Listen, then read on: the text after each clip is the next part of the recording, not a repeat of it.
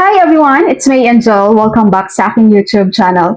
Sa video na ito, pag-uusapan po natin, bakit nga ba merong deductions ang mga nag-18 months advance pension sa SSS? Basahin natin tong comment ng viewer natin na itago ko lang ang kanyang pangalan. Sabi niya, Ma'am Ange, ask ko lang po regarding sa advance 18 months availment. Bakit merong discounted amount na kinukuha ang SSS sa 18 months advance? Kasi sayang naman yon amount na yon. At para saan po yon? Thanks much. Okay, SSS pensioners at lalong-lalo na po doon sa mga malapit ng magpe-pension kay SSS na kung saan ay nagbabalak na mag-avail ng 18 months advance pension with SSS. Kinig kayo dito guys.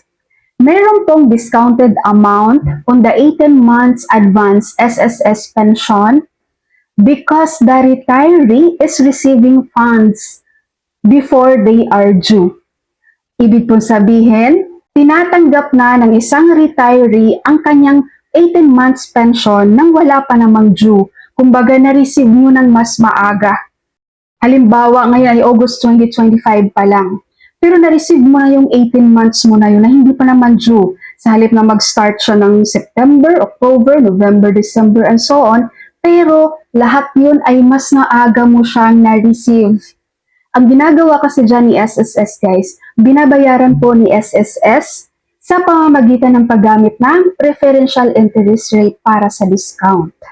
Kumbaga yung monthly pension nyo, sa halip na hintayin nyo yan buwan-buwan, pero nakuha nyo siya ng isahan, nakuha nyo siya ng lump sum through 18 months advance pension.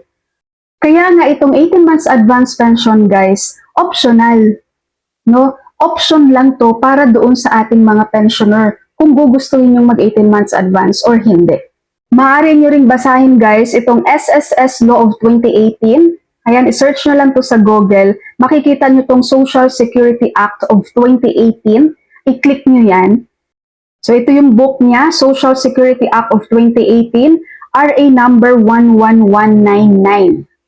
Tapos puntahan nyo yung section 12B, etong retirement benefits. So dito, mababasa nyo dito that he shall have the option to receive his first 18 monthly pension in lump sum, discounted at a preferential rate of interest to be determined by the SSS.